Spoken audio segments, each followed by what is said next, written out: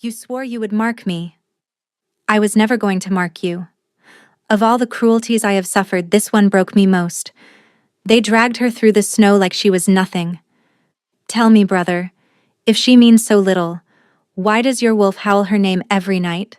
I could not let them destroy her. She was born without a scent. The groom cast her out in front of the entire pack. What no one expected was that his exiled brother, the alpha king they all feared, would step out of the shadows and say 3 words that changed everything. Come with me. The winter wind cut through the courtyard like a blade. Seren kept her head down as she crossed toward the servant quarters, her thin shawl offering little protection against the cold. She had learned years ago that invisibility was its own armor. Look who crawls out before dawn. The voice stopped her mid-step. Lady Aurel, daughter of the pack's most influential elder, descended the stone steps with 3 Omega girls trailing behind her. Still breathing, I see. Aurel circled her slowly, nose wrinkling. Tell me, Seren, what does it feel like to be the only Omega in Valdris without a scent? The words landed where they always did. That hollow place beneath her ribs that never healed. Seren was defective. Born to an Omega mother who died bringing her into the world, raised in the pack's orphan quarters until she was old enough to scrub floors. And through all of it, her body had failed to produce what every Omega possessed from birth.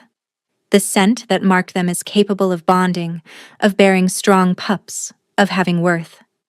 My existence is not your concern, Lady Aurel. Seren kept her voice flat. I have duties to attend. Duties? Aurel laughed. Is that what you call following Prince Aldrich around like a lost pup? We all know why he keeps you close. A scentless Omega cannot bond. You are safe, convenient, and disposable. The other girls giggled, always giggling.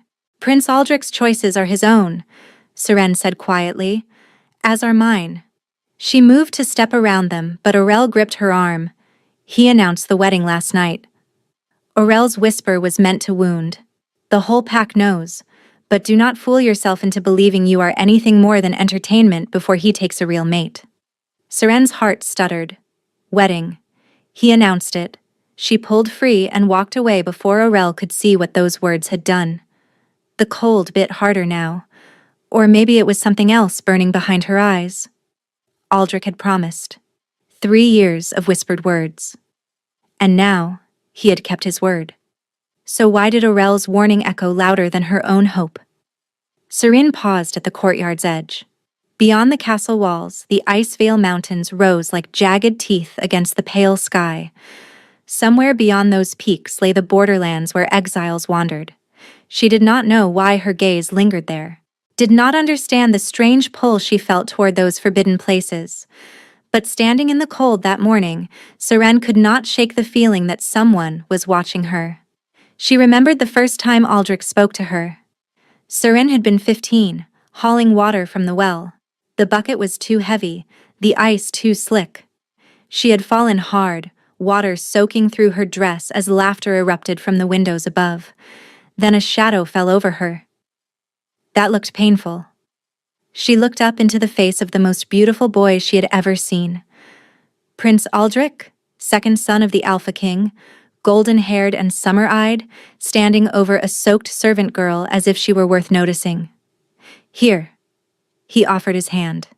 Let me help you. His grip was warm, steady. When he pulled her up, something shifted in her chest. You are stronger than you look, he said. I have seen you carrying loads twice your size. Most Omegas would have collapsed.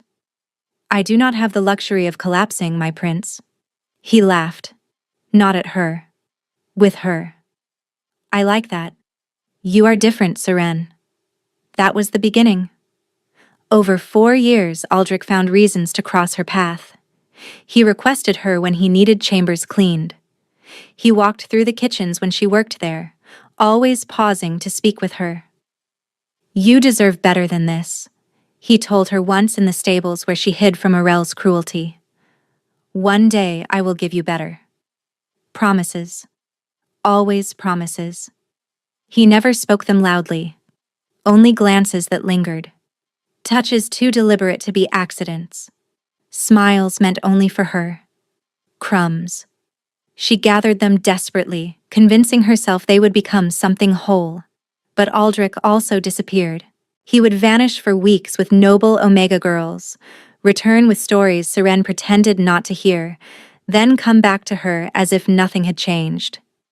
As if she were a harbor he could always return to. "The wedding is in 5 days," she whispered now, standing in her tiny room. She touched the silver ring he had given her in secret, hidden on a cord beneath her dress. "He chose me, despite everything." But beneath the hope, a small voice whispered words she could not silence. "If he truly wanted you, why did it take 3 years? Why always in secret?" She did not notice him at first. The figure at the forest's edge was half hidden by shadow and snowfall, so still he might have been carved from winter itself. But she felt him. Seren paused at the well, bucket heavy in her hands, and turned toward the tree line. The sensation was strange, a pressure at the base of her skull, an awareness without explanation. She had felt it before, dozens of times over the past 2 years, in the courtyard during chores, in the corridors when she carried linens, in the great hall when she served at feasts. Always that prickling awareness, always the sense of eyes tracking her. Today was different. Today, she saw him. The man stood perhaps 100 paces beyond the boundary stones, tall, broad-shouldered, built like a warrior. Though distance obscured his features, Seren felt the weight of his gaze clearly. "Who are you?" She should have been afraid. Strangers at the boundary meant danger. But fear was not what she felt. It was recognition. Not of his face. She did not know him, but of something deeper. A resonance, like a tuning fork struck at the right frequency. The man did not move. He simply watched with an intensity that made the air feel thicker. Then he stepped into the shadows and was gone. "Seren!" Marta, the head cook, stood at the kitchen door. "Stop daydreaming. The Alpha Queen wants fresh water now." Seren forced herself to move, but glanced back at the tree line. Empty. That night, she asked Marta about the borderlands. "Nothing out there but death," Marta scoffed. "Rogues and beasts and one dangerous exile." "Who?" Marta's voice dropped. "Prince Kale, the Alpha King's firstborn, banished 12 years ago after he refused to slaughter innocents during the border wars. His own brother testified against him." "Brother?" "Aldrich." Marta shook her head. "They say the king favored Kale, but Aldrich convinced the council he was dangerous. Now Kale roams those mountains, building an army, waiting." Seren turned the name over in her mind. Kale. Aldrich's exiled brother. An exiled prince watching from shadows while a scentless Omega prepared to marry the brother who had betrayed him. It should have terrified her. So why did it feel like hope? The great hall had been transformed. Silver banners hung from the ceiling. Hundreds of candles flickered in iron chandeliers. And everywhere, people in their finest clothes turned to stare as she entered. "There she is," Aldrich's voice rang out. "My bride." He crossed to her in 3 strides, resplendent in blue velvet. When he raised her hand to his lips, a murmur rippled through the crowd. "This is real." "You look beautiful," Aldrich whispered. "I told you I would give you better." "My lords and ladies," he announced, "in 3 days at the winter binding, I will take Seren as my bonded mate." The silence was deafening.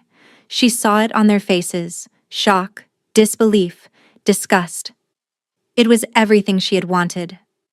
"This is madness," someone muttered, but Aldrich's hand tightened on hers. "Let them talk. They will learn to bow." Seren wanted to believe him, but as her gaze drifted across the hall, she noticed something. The shadows near the far wall seemed darker than they should be, and within them stood a figure she had seen before. Dark cloak, broad shoulders, eyes that caught candlelight like a wolf's. Kyle. He was inside the castle, watching her while the pack celebrated, oblivious.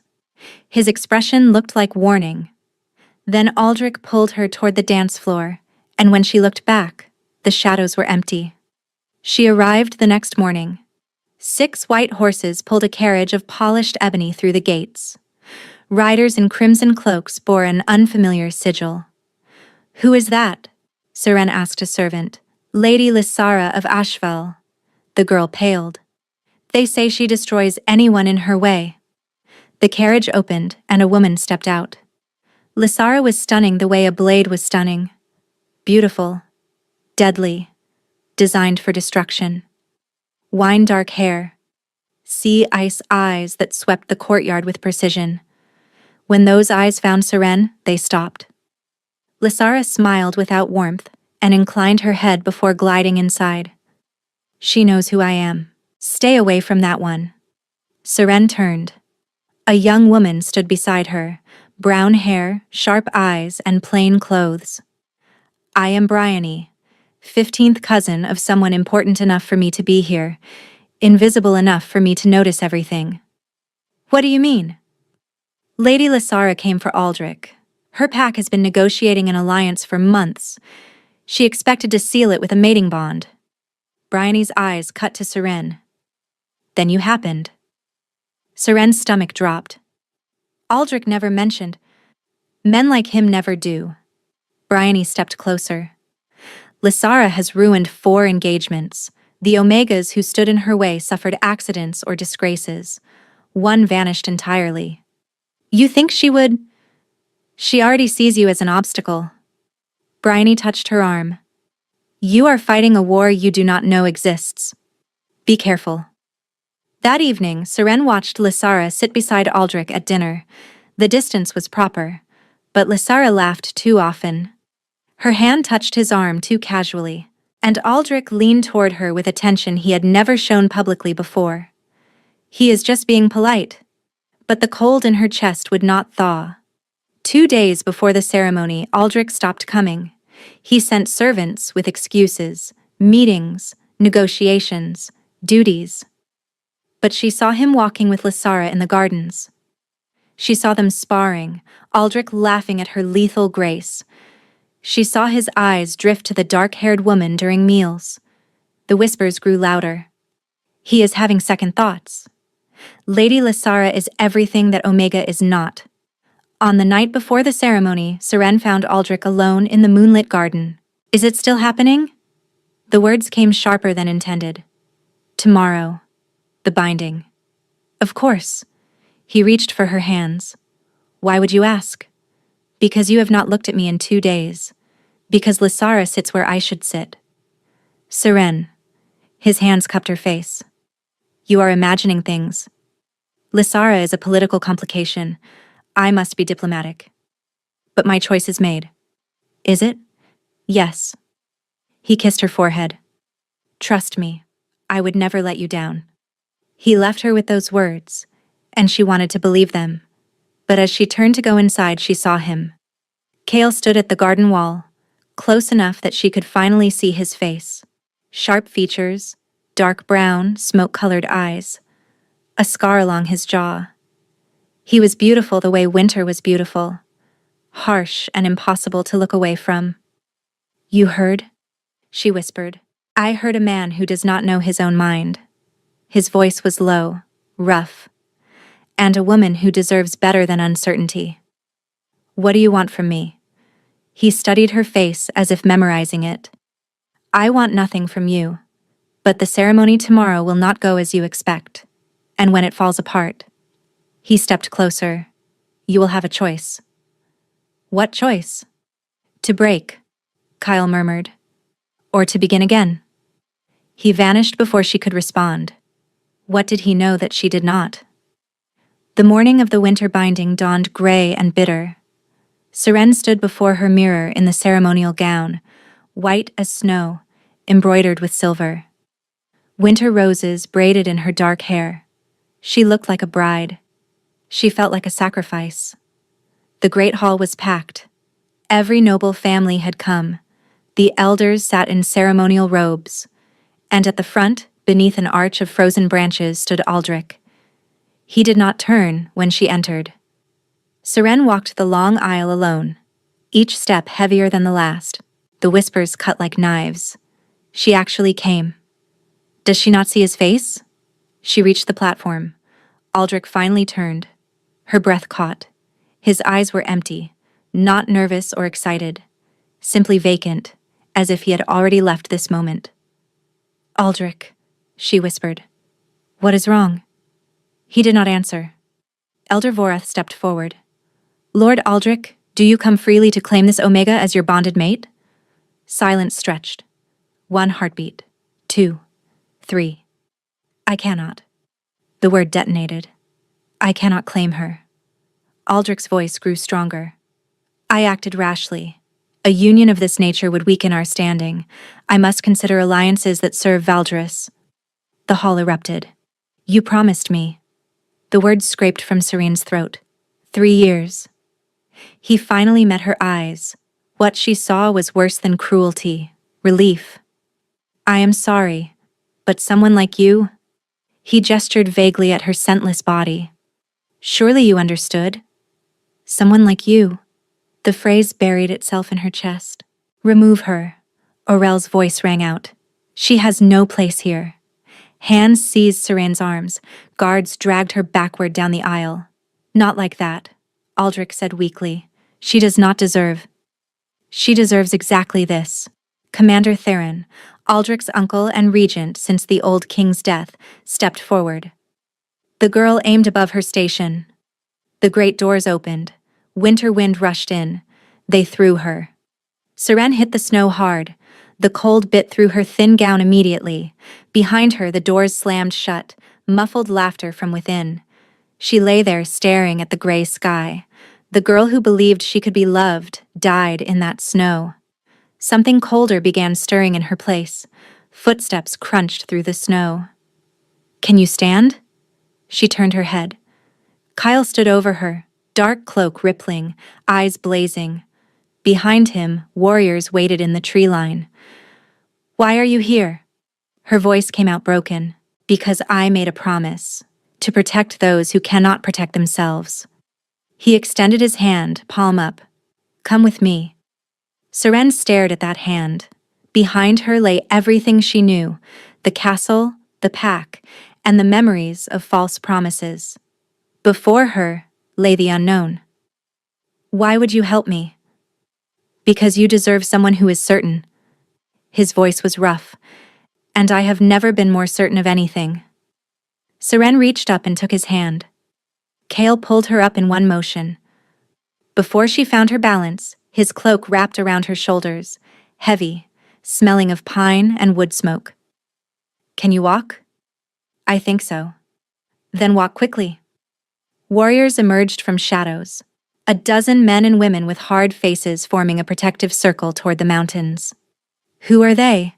Serene asked. My people? The ones who followed me into exile. They moved at a punishing pace. Serene's feet went numb within minutes, but she refused to slow. The cold was nothing compared to the fire building in her chest. Behind them, howls began.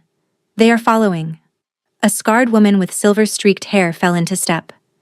Theron's trackers. 6, maybe 8. How long? 20 minutes. Less if she falters. Without warning, Kale swept Serene off her feet. I can walk, she protested. Not fast enough. He was already moving, and I will not lose you now. They climbed higher, following paths only Kale knew. The forest gave way to rocky outcroppings, then narrow passages between walls of ice. The howls faded, confused by false trails. Finally, as the sun set, they emerged onto a ledge overlooking a hidden valley. Serene's breath caught. Below them, nestled against the mountain, lay a fortress built from the earth itself. Smoke rose from 100 chimneys. Lights flickered in windows carved into rock. Hundreds of people moved through the streets. Thornhaven, Kale said. My home. And now, if you choose, yours. You built all this? We built it together. Everyone here was cast out, abandoned and broken. We found each other. His eyes met hers. We made our own light. I do not understand. Why risk everything for a scentless Omega? Kyle was silent. When he spoke, his voice was rough. For 2 years I have watched you. I have seen your strength when no one bothered to look. Your kindness to those weaker. Your refusal to break. He stepped closer. I could not watch them destroy you. Not when I had the power to stop it. Tears burned behind her eyes. I have nothing to offer. No scent. No family. No value. You have everything. His hand brushed hair from her face. You simply do not know it yet. The days that followed blurred together. Kyle gave her chambers in Thornhaven's eastern wing, rooms carved from living rock but warmed by clever ventilation. For the first time, Seren had a door she could lock from inside. She did not know what to do with safety. You barely touched breakfast. Mira, the silver-haired warrior, stood in the doorway. I am not hungry. Liar. Mira sat on the bed. You are starving, terrified, and wondering when the other boot drops. I felt the same when I arrived. Seren looked at her. You were cast out? Thrown off a cliff. My alpha decided I asked too many questions. Mira smiled grimly. Kale found me broken on the rocks, carried me up the mountain, spent 3 weeks by my bedside. Why would he do that? Because that is who he is. The packs paint him as a monster. They do not want anyone knowing the truth, that Kale was banished for refusing to slaughter innocents, that his own brother testified against him. He watches you, Mira added, even when you do not see. He watches everyone, not like he watches you. That night, Kale walked her back from the gathering hall. You did well tonight, he said. I did nothing. You survived. You showed them strength. He stopped at her door. That is more than most could manage. Seren studied his face in the torchlight. That night in the garden, you said I would have a choice.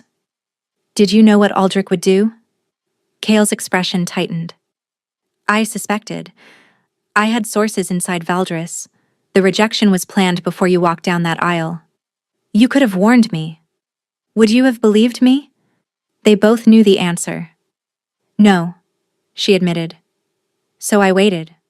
I positioned my people to reach you the moment they cast you out, because I knew they would throw away the most valuable thing they possessed without understanding what they were losing. Kale, you do not have to say anything. He stepped back. You are safe here. The rest can wait until you are ready. He walked away. That night, Seren dreamed of wolves running through snow, one black as midnight, one silver as starlight. Their howls intertwined into a single song. She woke with her skin burning. Something was wrong. Seren sat up gasping, drenched in sweat. Heat built beneath her skin like fire searching for fuel. Her senses screamed. She could hear conversations 3 floors below. She could smell the pine forests beyond the mountain, the smoke from kitchens, individual scents of 100 people. Beneath the chaos, something ancient was uncurling inside her. The door burst open. Kyle stood there, chest heaving, eyes blazing gold. He wore only loose trousers, as if he had leaped from bed and run. Seren, what is happening? I do not know. The words came as a whimper. I feel like I am burning. He crossed the room and stopped just short of touching her. Your scent. His voice shook. Seren, I can smell you. Impossible. She had never had a scent. What is happening to me? Your wolf. Kyle's voice was barely a whisper. She is waking. Pain lanced through her body, her back arched. Bones shifted, muscles tore and rebuilt, cells rearranged. Do not fight it. Kale's hands found her, one on her back, one cradling her head. I have you. The transformation took her. One moment she was Seren, the broken Omega. The next, she was something else. She opened unfamiliar eyes, seeing the room in shades of silver. She looked down and saw paws instead of hands, fur white as snow, claws like polished bone. By the old gods. Mira's voice came from the doorway. She is a winter wolf. Seren did not understand, but she understood the weight behind the words. The way Mira dropped to one knee, the way warriors behind her did the same. They said the bloodline was extinct. Kale's voice cracked. 300 years since the last winter wolf walked. Knowledge flooded her. Inherited memory. Winter wolves were sacred. The first wolves. Their scent remained dormant until their true mate awakened it. True mate. Her wolf turned toward Kale, and she knew. The scent that filled her senses, that called to something eternal inside her, belonged to him. His wolf had recognized her from the beginning. He had simply been waiting for hers to wake. Mate. She shifted back, kneeling naked, tears streaming. Kale wrapped his shirt around her shoulders without hesitation.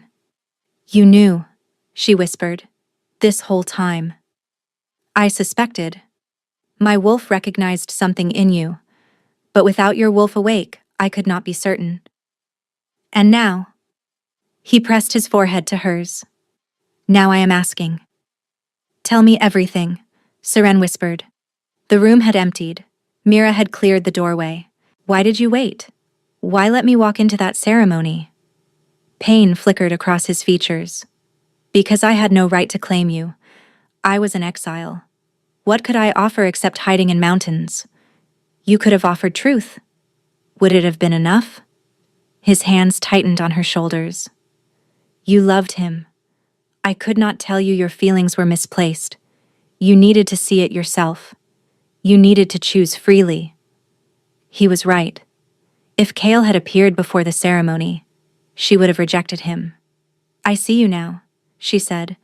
"I choose you now." Kyle went still. "You asked if I would accept the bond." She let him see everything she felt. "Yes, I accept." The sound he made was not quite human.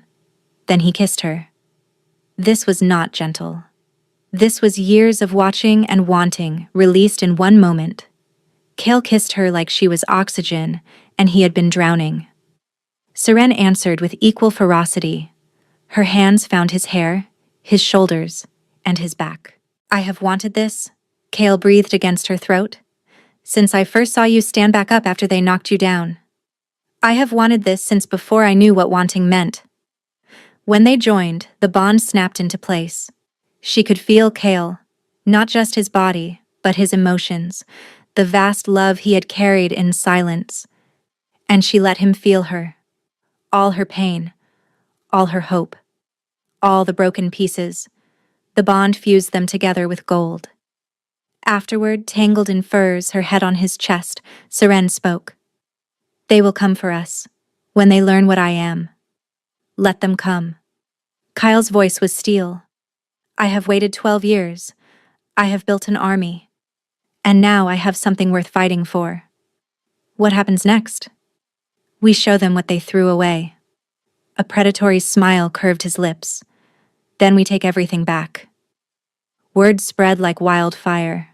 Within a week, every pack had heard. A winter wolf had awakened. The extinct bloodline lived, and she was bonded to the exiled king. Valdris demanded her return. Kale sent their envoy back without horses or dignity.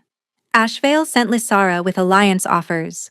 Kale refused her audience. Then, when the full moon rose, Kale called a gathering of all packs. The great plateau beyond Thornhaven was neutral ground. Delegations arrived warily. Valdris sent Commander Theron with Aldrich at his side. Ashvale sent their alpha with Lysara trailing. Seren stood beside Kale in a cloak of white fur matching her wolf. "You called this gathering." Theron's voice dripped contempt. "Speak, exile."